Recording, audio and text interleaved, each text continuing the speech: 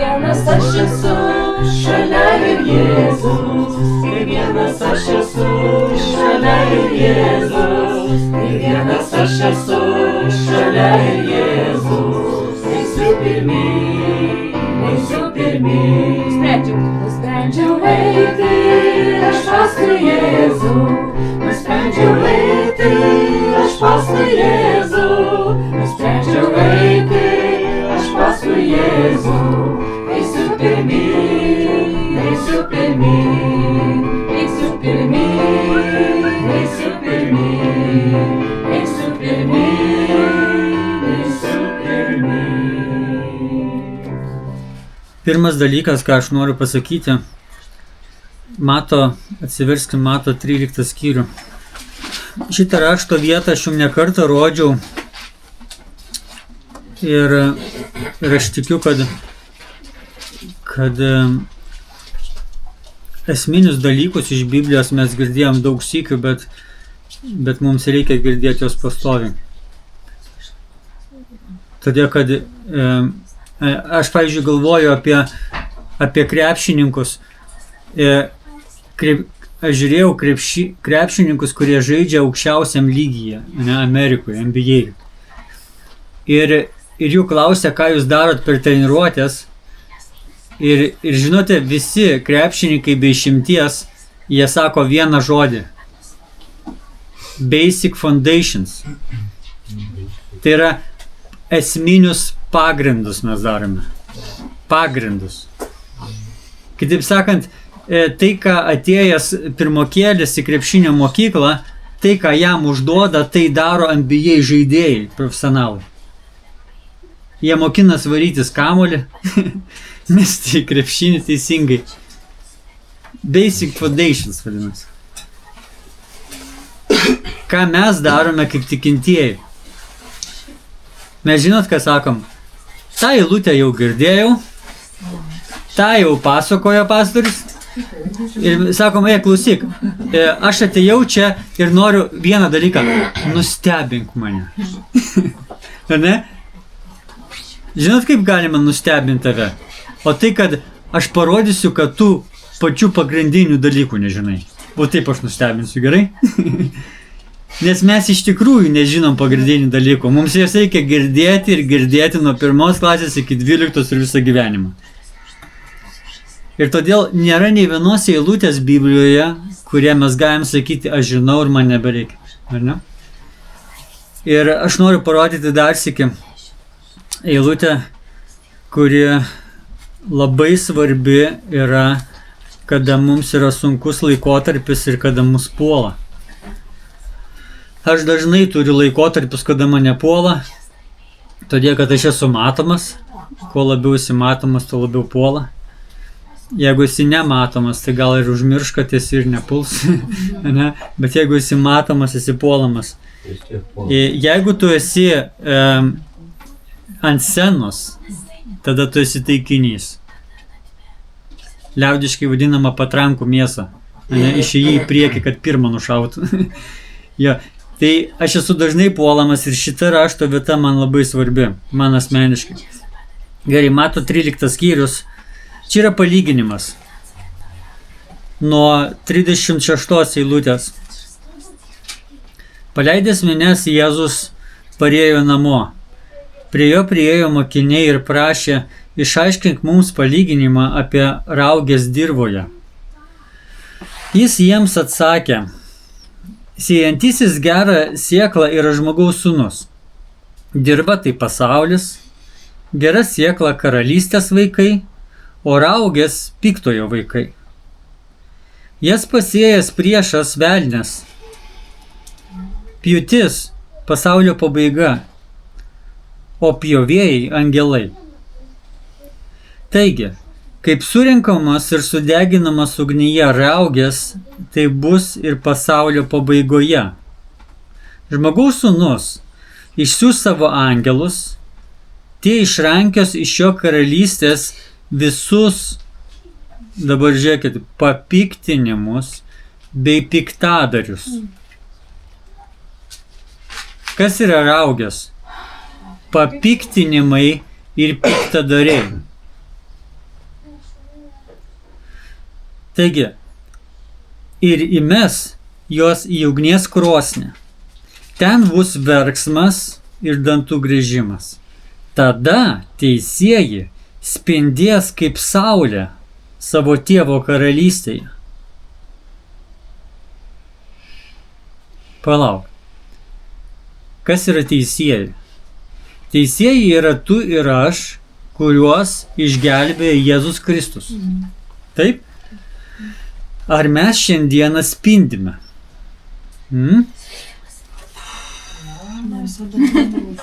Ne? Žinot, koks yra atsakymas? Mes žaidėme tinklinį sodyboje prieš porą dienų ir tenai yra taip, kurie vienoj pusėje žaidžia prieš saulę, kurie kitoj pusėje jiems saulė už nugaros. Ir buvo debesuota. Taip debesuota, kad nežinai, kur saulė. Ir sakau, dabar mes žaisim prieš saulę. Sakau, prieš kokią saulę? Sakau, va saulė. Jie atsisuko, kur čia debesis? Ne, čia yra saulė, tik už debesų. Bet jinai yra. Ar yra kada nors, kai jos nėra? Netgi naktį yra tik tai už žemės. Taip? Jinai visada yra. Žiūrėkite, teisieji, jie spindi visada. Tik tai papiktinimai ir piktadariai užstoja. Ar jau tai ką nors sako? Kuris iš jūsų šiandieną nespindi? Mes sakome, tu nežinai, apie ką aš galvoju, tu nežinai, kaip aš jaučiuosi. Palauk. Papiktinimai egzistuoja, piktadariai, kurie puola, egzistuoja. O tu esi tas, kurį išgelbėjo Jėzus Kristus, tu esi tas, kurį apiplovė, tu esi tas, kurio nuodėmės pašalintos taip toli kaip rytai nuo vakarų, tu esi tas, kuris priimtas į Dievo šeimą, tu esi tas, kuris dabar yra ne tik pakeliu į dangų, bet ir pasodintas danguje Jėzus Kristus dešinėje, o tenai negali būti nei vienas, kuris nespindi. Ar tu spindi šiandieną, klausimas? Piktadariai nespindi, papiktinimai nespindi, bet ar tu spindi? Žinot, man tai labai brangu. Man tai brangu. Kada mane puola ir aš esu sąmyšyje ir blogai jaučiuosi ir nežinau, kokios negatyvios mintis mane užpuolė. Ar aš esu tos negatyvios mintis? Jėzus Kristus atsiųs savo angelus ir ištrauks iš manęs negatyvias mintis, kurios man iš tikrųjų niekada nepriklausė. Ir pasirodo, už debesų buvo saulė. Ir jinai dabar yra saulė. Jeigu šiandieną tau bloga diena, saulė yra. Tik debesis atėjo, bet jinai yra. Jeigu šiandieną tau atrodo, kad tu gyveni laikotarpyje, kuris yra naktis, bet saulė yra. Jinai kitoj žemės pusė, bet jinai yra. Ir tu esi tas, kuris vadinasi teisieji spindi, kaip saulė. Neužmirškite to niekada. Ir visą tavo gyvenimą tu spindėsi ir nesvarbu, kaip tu jausis. Ir mes esame blaškomi arba mus nori blaškyti. Mūsų savijauta, atakos iš to, kas vadinasi kova ore arba atmosferoje. Taip pat, kaip Olga gerai pasakė, religingi žmonės, kurie dažnai kalba nemąstydami. Ir ta frazė, kad ar tikintieji taip elgiasi, o kaip jie elgiasi? Ar tu pats žinai, kaip jie elgiasi? Pavyzdžiui, ar žinai, kad tikintieji niekada nepasakys tokios frazės, ar tikintieji taip elgiasi? Tikintieji taip niekada nesakys. Žinot, kodėl? Nes tai nėra meilė. Tai kaip tikintieji elgiasi? Psalmė 118, eilutė 6. Viešpats yra už mane. Ko man bijoti? Ką gali padaryti man žmogus? Gerai, čia yra tokia gera eilutė pasibraukti, ne? Bet iš tikrųjų, kada aš galiu pasakyti tai, tikėti tom ir tai gali iš tikrųjų būti realybė? Kada? Kada? Viešpats yra už mane. Ar tai tiesa? Taip, tai tiesa. O ko man bijoti? A va čia vat yra klaustukas. Nes bijoti meniu yra didelis. Kiekvieną dieną galiu bijoti daugą. Galiu bijoti, kad sveikata sušlubos, vidurius paleis. Galiu bijoti, kad naktį nemegosiu, rytoj anksti keltis. Galiu bijoti, kad aš kažką netaip mąstau, arba kažkas kitas pasakė kažką, kas jis gal tiesa. Ir aš galiu daug bijoti. Taip? O ko man bijoti? Kam nors reikia, aš duosiu jūsų meniu dar papildomai, ko jūs galite bijoti. Netrūksta gal? Netrūksta, ne? Gerai. Ko man bijoti? Taigi, klausimas yra, kur aš gyvenu? Ar aš gyvenu geografiniai vietoj? Ar aš gyvenu biologiniai vietoj? Kur aš gyvenu? Ar aš gyvenu knygoje, scenarijuje kažkokiam, ar aš gyvenu Klaipėdoje, ar kur aš gyvenu? Ar aš gyvenu kažkokioje nuotaikoje? Kur aš gyvenu? Žinot kur? Va čia va. Tik tai čia. Ir kada mes tai suprasime, visa kita nesmė. Va čia aš gyvenu. Jeigu tau skauda koją, tu gali mąstyti apie tai arba nemąstyti apie tai. Vis vien skauda koją. Bet tu gali pasirinkti mąstyti apie koją arba ačiū Dieve, kad tik tiek te skauda. Aš galiu dėkoti, aš galiu keikti, aš daug ką galiu daryti. Aš kažkada senai buvau sutikęs tokį, nežinau kiek metų, 18 kiek buvo. Ir jisai sako, aš galiu nuspręsti nejausti skausmo. Ir jisai turėjo cigaretę burnoje, jisai paima cigaretę, sako, žiūrėk. Ir taip į ranką, taip ir žiūri man į akis. Užgesino tą cigaretę. Ir aš sakau, neskauda? Sako, skauda. Bet aš nusprendžiau nekreipdėmėsi tai, kad skauda. Ir jam tenai, žinai, ta žaizda tokia didelė atsirado. Ir sakau, kas toliau? Čia ir palikta, nes aš irgi buvau išgėręs. Ja, gerai. Ir kas toliau? Jisai pademonstravo man, kokia yra minties galia. Mūsų minties galia. Ir jisai man pademonstravo, kur aš gyvenu. Aš gyvenu ten, kur aš nusprendžiau gyventi. Kodėl Dievas mums davė knygą su žodžiais arba su mintimis? Kodėl jisai nedavė mums, nežinau, skalbenkės kokios? Kosminio laivo arba sparnų? Kodėl jis davė knygą? Todėl, kad mes gyvenome mintise. Mums reikia teisingų minčių. Kolosiečiam 1 skyriuje yra parašyta, kad Jėzus Kristus buvo viso ko pradžia ir viskas jo laikosi, o jo vardas yra Dievo žodis. Viską savo žodžiu sukūrė. Viskas apie žodžius yra. Viskas yra apie informaciją ir viskas apie tai, kas vyksta čia. Taigi klausimas yra, ko man bijoti? Jeigu aš gyvenu čia, tai ką gali padaryti man žmogus?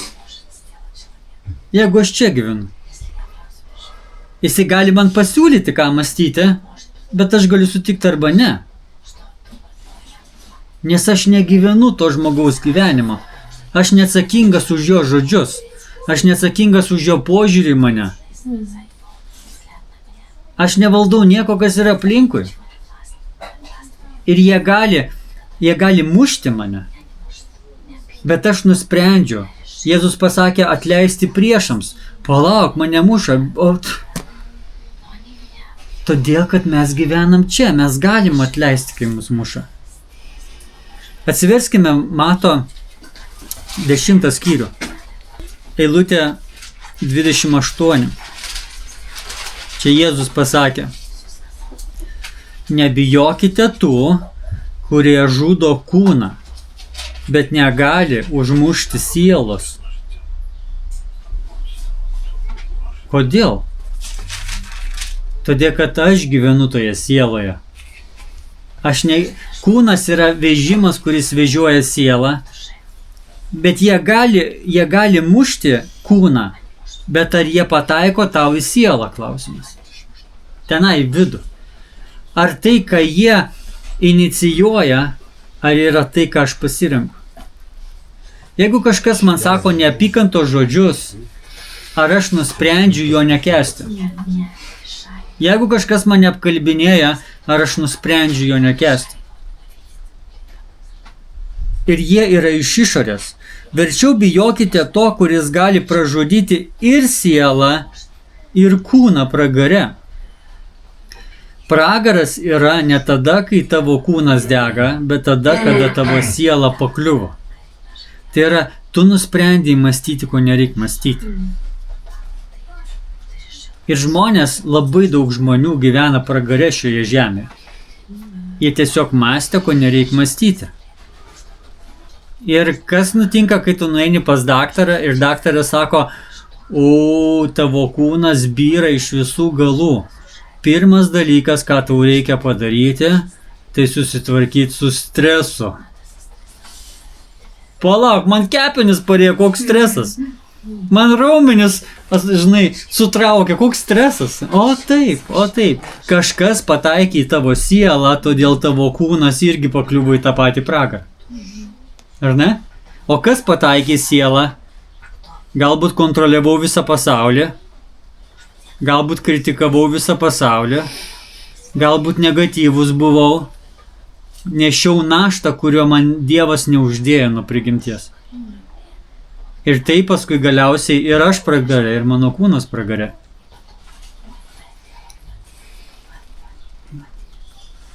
Gerai, ir dabar atsiverskime Hebrajams. Hebrajams 12 skyrius 25 eilutė.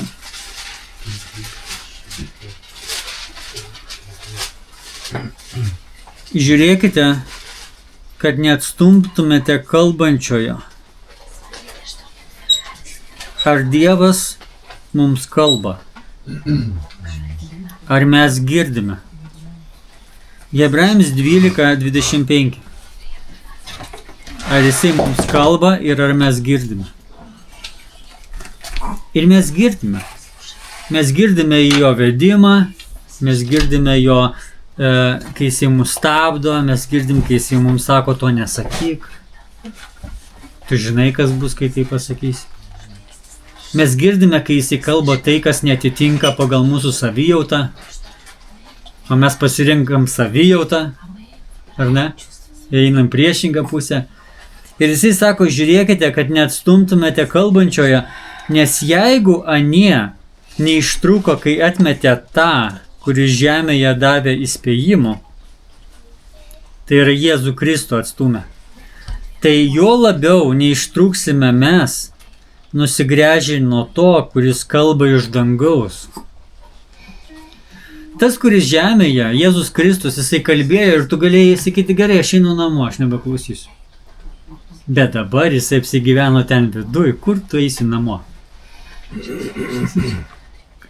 Kur tu eisi namo? Ir mes gyvenam tenai viduj ir mes gyvenam nebe vieni ir mums turėtų būti svarbiausias dalykas, ką kalba tas, kuris gyveno su manim. Nes jo žodžiai yra nežemiški žodžiai, jo žodžiai yra iš dangaus. Ir jisai taip pat yra pavydus Dievas, jisai pavydės, jeigu tu klausysi bet ko kito, bet ne jo. Ir kada Dievas tau sako, Tai, ką mes šiandien skaitė Mato Evangelijoje 13 skyriui. Jis tau sako, tu spindi. O tu sakai, bet tas pasakė ir aš tikiu, jisai tiesą sako, kad aš nieko iš nespindžiu. Ką netiesa, pasižiūrėk. O Dievas, kuris tavo viduje, sako, debesis nekalba apie tai, ar Saulė egzistuoja. Saulė egzistuoja. Ir tu esi tas, kuris spindi. Ko aš dabar klausysius, kuom tikėsiu, į ką įsikipsiu. Svarbiausias asmuo mano gyvenime yra ne šiaip kažkur. Jis yra mano viduje ir jisai kalba ir aš girdžiu. Ir jisai garsiau kalba už mano savijautą ir nereikia man klausyti savijautos. Ir jisai sako, jo balsas, 26 eilutė, anuomet drebino žemę, o dabar jis pažadėjo, sakydamas, aš dar kartą sudrebinsiu ne tik žemę, bet ir dangų. Žodžiai dar kartą rodo, kad iš sutvertųjų dalykų bus pašalinti sudrebinamieji, kad pasiliktų tai, kas nesudrebinama. Gerai. Šiandieną aš gyvenu kūne, vieną dieną nebegyvensiu. Kas nors turi kitų variantų? Gerai, šiandieną aš gyvenu šitame bute, vieną dieną nebegyvensiu. Šiandieną aš gyvenu su šitais žodžiais, kuriuos sako aplinkiniai, vieną dieną nebegyvensiu. Šiandieną aš gyvenu su savo praeitimi, kuri šiandien garsiai kalba, vieną dieną nebegyvensiu.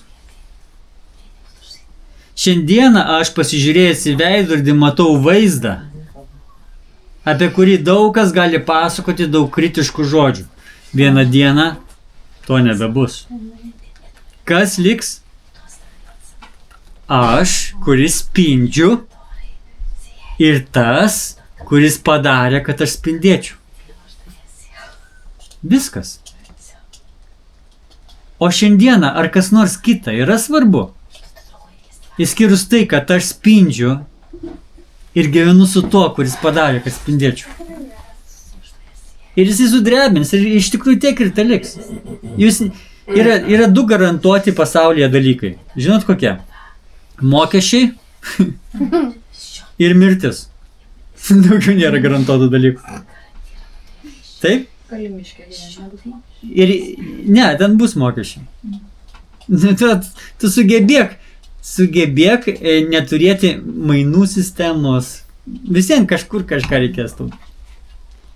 Mes esame, žinokit, ne aborigenai. Mes nemokam iš jų gyventi. Ilgai ten negyvensi. Mes gyvename tarp manęs ir Dievo, neužmirškite to. Visa kita bus sudrebinta ir nebeliks. Kas toliau parašyta? 28 eilutė. Todėl gaudami nesudrebinamą karalystę, ir tai mes girdime šiandieną, tvirtai laikykimės malonės, kuri padarė mus spindinčiais, kurie galime deramai tarnauti Dievui.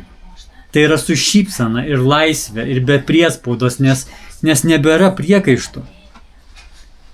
Su pagarba ir baime. Tai yra su didelė pagarba ir dideliu džiaugsmu ir dėkingumu. Dieve, ačiū tau, ką tu padarai mano gyvenime. Nes mūsų Dievas yra ryjanti ugnis ir jinai surys viską iš tikrųjų, kas šiandien mane blaško. Jinai surys. Gerai, dar vieną eilutę. Ar jūs pavargote? Ar jums reikia pertraukos? Atsiverskime 2 Korintiečiam 12 skyrių. 2 Korintiečiam 12 skyrius, 1 eilutė. Jei reikia girtis, nors iš to jokios naudos, eisiu prie viešpaties regėjimų ir apreiškimų.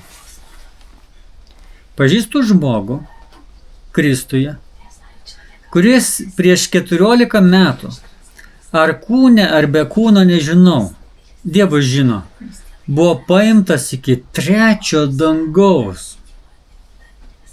Žinot, kas yra 3 dangus? Pirmas dangus yra, kur yra paukščiai, debesis yra. Antras dangus, kur yra žvaigždės, planetos, saulė. Ir 3 dangus, kur Dievas pasistatė savo sostą. Virš visko. Ir jis buvo paimtas į 3 dangų. Ir žinau, kad šitas žmogus, ar kūne, ar be kūno, nežinau, Dievas žino, buvo paimtas į rojų ir girdėjo neišreiškiamus žodžius, kurių nevalia žmogui ištarti. Kas iš jūsų norėtų taip? Pakelkit rankas, kas norėtų taip. Visi norėtų, ne? Netgi ir tie, kurie nedrįsta pakelti ranką. O dabar aš jums kai ką pasakysiu. Tas žmogus buvo Paulius. Jį paėmė. Žinot, kodėl jis nežino, tai buvo kūne ar ne kūne? Todėl, kad tą akimirką jį užmėtė akmenimis iki tokio lygio, kad jisai mirė. Ir kai visi palaikė jį mirusiu, jį paliko ten gulėti, jisai nuėjo pas Dievą į 3 dangų, jisai matė tos dalykus ir Dievas sako, aš tave noriu grąžinti atgal į tą kūną. Ir jisai sugrąžino atgal į kūną ir jisai atsibudo.